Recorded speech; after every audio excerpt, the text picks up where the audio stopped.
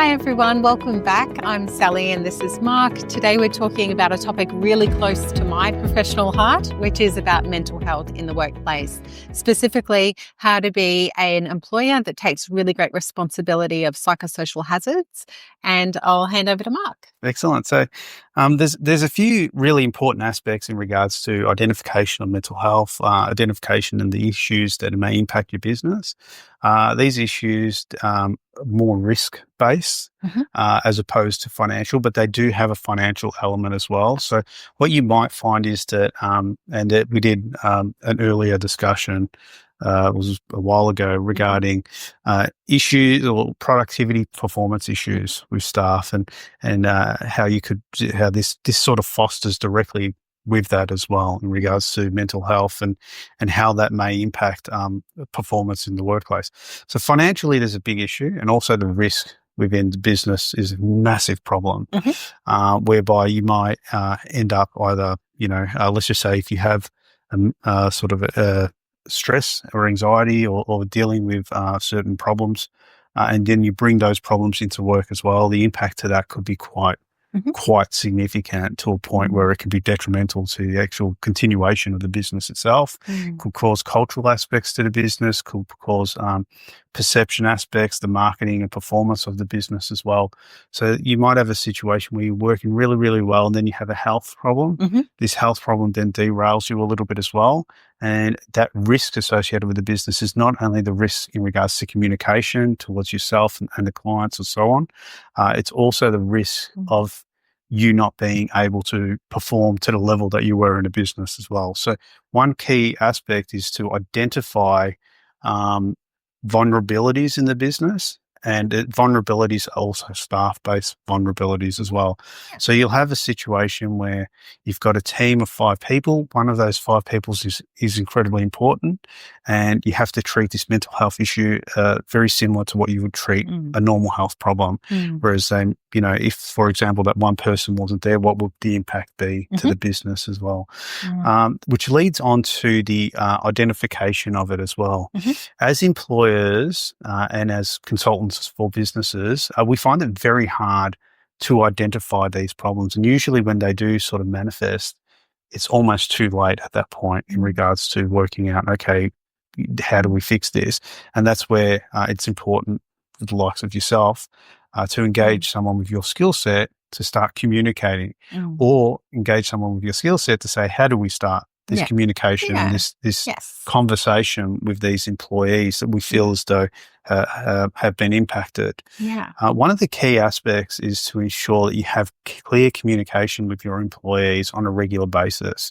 So what I do recommend to a lot of employers, especially those in high stress environments, is to really touch base with their employees regularly. In some cases, it could be once a month. Some cases, it could be once a week. I've had clients touch in once a day, just for 5-10 minutes. I think that's a bit extreme, but it does work.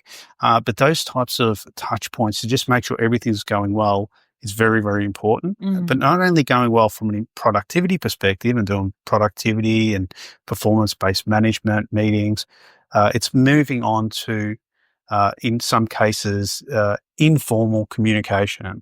So I like to just have an off-the-record, informal communication with an employee once in a while, just to touch base to see if there's any aspects of their life that they're willing to share with me that are causing them grief. And if they're not, then gives them an avenue to deal with this. And then you would engage HR expert or someone like yourself to say, okay, we're dealing with this problem. How do we fix it?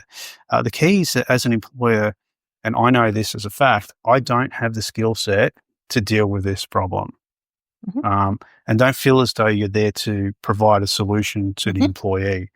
You're there to listen to the employee and say, okay, I hear you. Sally, what do I do? Pretty much. And then from that point, I suppose, is there anything sort of I've missed in regards to that? Or? Thanks, Mark, for that. Overall, oversight and the way in which you described how at SC Accounting you like to handle it and the advice you're giving to people. I just want to start really by just normalizing that, 1 in 5 of us will experience mental health in our lifetime.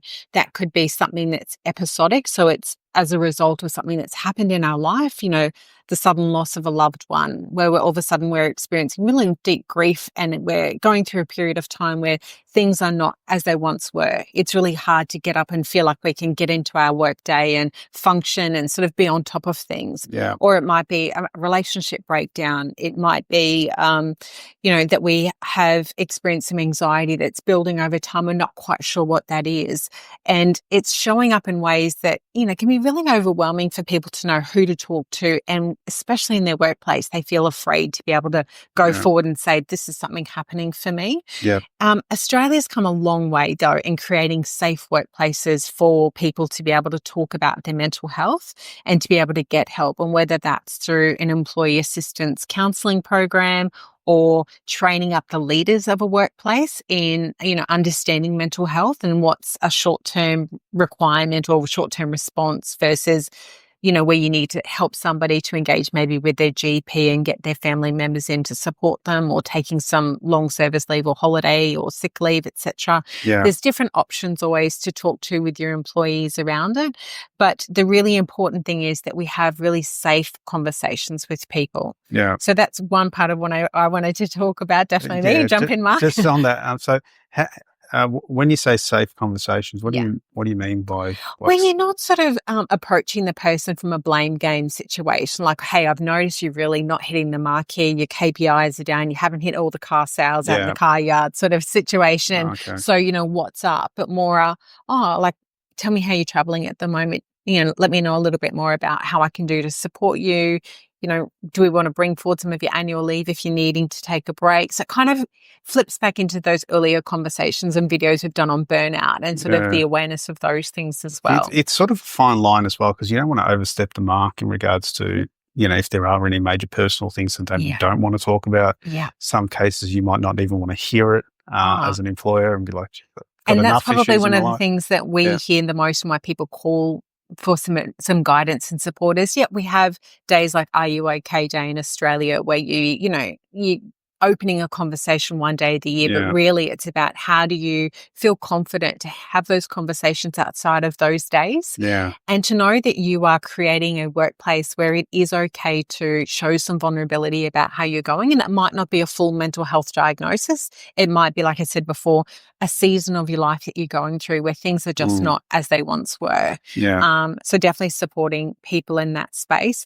And a big part of what I'm really passionate about in this industry, or, in my role, is helping people to understand that if you're not taking responsibility for this as an employer, you are liable for that. So if you have a really busy workplace and the receptionist has aggressive people coming in all the time and you're not dealing with that to make sure she has a safe or he has a safe workplace to be, coming in knowing that they can have regular breaks off that desk, for example, then that you're promoting a place whereby that person is likely to develop some sort of, reaction to that. And that's one example of, making sure your workplace is safe for the employee to come into. Yeah, we discussed this in one of our earlier videos in regards to the cultural aspects of a business as well. Yeah. And just ensuring that the cultural aspects of the business, I suppose in this context, fosters that communication aspect of it, fosters that environment where there's no hostility, there's no negativity, and allows people to be willing to communicate with their bosses or those they work with as well. Now, in regards to, there is one specific question that's come to mind. It's in regards to sort of let's just say you are suffering from mental health as well. How would an employee, or what's the best way for an employee to approach their boss, or let's just say they don't get along well with the boss or co-worker, in order to communicate that? What do you feel as though should be the steps for an employee? Yeah. Oh, I wish there was one simple answer for that. Depends upon the employee. It really does. It's often good to have a support person, and in any sort of HR settings, often we encourage somebody to bring a support person with them. So whether that's a family member or a fellow employee or somebody who can help the person to maybe take some dot points about what it is they're wanting to talk about. And if these things relate directly to them doing their job, they should feel safe to be able to say, hey, I'm feeling like I'm not able to do this because of these things happening in the workplace at the moment, or because I might need to take some time off. It's then how the employer handles that conversation and supports the employee. And it is a two-way, responsibility. It's not all on the employer or all on the employee. It is about making sure that person feels supported in that conversation. It's often good to have other people involved there so that it's not a he said, she says, situation either.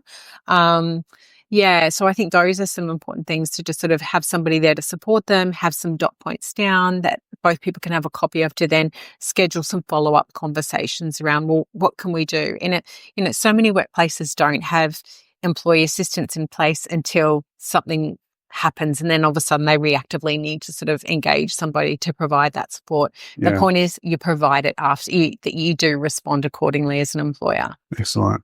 Well, I know that if I have any issues, I'll just call you and just say, Sally, can you sort this out for me? I don't know what I'm doing here. But as an employer, I suppose it is key to acknowledge your weaknesses as well. And some of us, have had staff that have gone through that as well. So we are skilled. If you don't have staff that have gone through it, it is a really alien experience to go through and just try and work out. In a lot of cases, I view mental health very similar to physical health. Is that a correct way of viewing it as well? To say, well, you might need some treatment. You might need some time off to recover. Am I approaching it the right way? Sally, I think, we've sort of put together another simple downloadable quick guide for people that just sort of, again, helps employers understand like how to consult with an employee, what's appropriate for, to acknowledge that if you don't know, you don't know, but you're trying to come from a genuine place. And then, even suggesting that we'll get some training in for our leaders so that, so that we have a better understanding of how to approach these conversations. And where possible, just sort of, offering someone, if they need to go see their GP, take the afternoon off and go and get the support they need, because you can't be their counsellor. You can't, as an employer, you have a responsibility to provide a safe workplace for them, but it's not about crossing boundaries and trying to problem solve their, what's happening in their life. Yeah, I have seen it in my travels as a business consultant, where employers try to feel as though they need to fix all the problems with the employees. So feel as though they're obliged to, increase the employees' productivity, and they're the sole reason as to what to do with that. In regards to a lot of management aspects and leadership aspects that I have seen, sometimes employees have their own things that they need to deal with. It could be health, could be a whole range of different things. So in a lot of cases, employees are not performing at the levels that they are not because of mismanagement, and not because, you're not working through them on the mental health things. It's because they have to seek the help themselves. So the key would be identification, and then engaging someone like yourself to say, okay, let's see how we go. And then acknowledgement in regards to individual aspects that they could be going through a tough time. And then how, not only as an employer do we support them, what services do we need to? Do we need to make sure that we've got adequate coverage of resources in the event, which leads back into earlier part of the conversation, and part of risk management frameworks for businesses is to make sure that you've identified that in the event a key person, something happens with them, or an employee, something occurs, you've got cross-skilled, you've got the ability to deal with the problem. Part of the situation, or the part of the bigger risks areas, is when the mental health impacts you as a business owner. And, you are suffering things like burnout, and you're not adequately taking care of yourself as well. I think that's an important thing to acknowledge, and just say, okay, that's something that we need to do as business owners in order to work through this issue. And that is about then, I think, engaging regularly with somebody who you can go and have some coaching or supervision support with, debriefing. Definitely. Not just from a finances point of view, but a wellbeing point of view as well. And my other sort of top tips is making sure that if you have a workplace that is a higher risk venue for your staff, that you have adequate signage there around we don't condone aggressive behavior, things that can be referenced as safe, safe places for employees to say, look, as per our sign, please leave the building. This is not acceptable. Without those things, you're actually putting yourself at risk as a workplace. They're just obvious psychosocial hazards that we need to be addressing. And making sure that if you do need that extra training or access to those services, you know where to get them and have them ready and engaged, not reactively but proactively. Yeah, exactly. Look, managing and running businesses is very hard. Working in teams with leaders and working in new positions is very hard. So there are certain aspects that, we do have to take care of ourselves, which leads to another thing. As we are all getting older, including me, we do have to sort of acknowledge and say, look, we are dealing with health issues as we start to get older, and they're only going to get worse as we get older. That we do sort of understand that one of these health issues could be mental health as well. So you may have a situation where everything's fine and then you end up with a health problem. That health problem could be a mental health problem as well. And just being able to acknowledge it, get in early, try and treat it, get the support. and work through it. And, some of these things you may have to deal with for the rest of your life. Others you may have to, you could be short term, but that's where I'll be sort of pretty much leaving those types of clients and those type of employees and so far in your hands, who's skilled up enough, and I'll try and just step off to the side and just try doing what I do best, which is running the business. But the other key aspect is that if you are running a business and you are suffering as well, because running a business is hard, it is important to go out and speak to people and just say, I am experiencing these problems. There's a lot of support for businesses, both at a state and federal level, but there's also support for employees, again, at state and federal level too. And also seek some of your advisors. So if you don't have a business coach, or your account isn't qualified in order to provide those levels of advice, then obviously you can see us.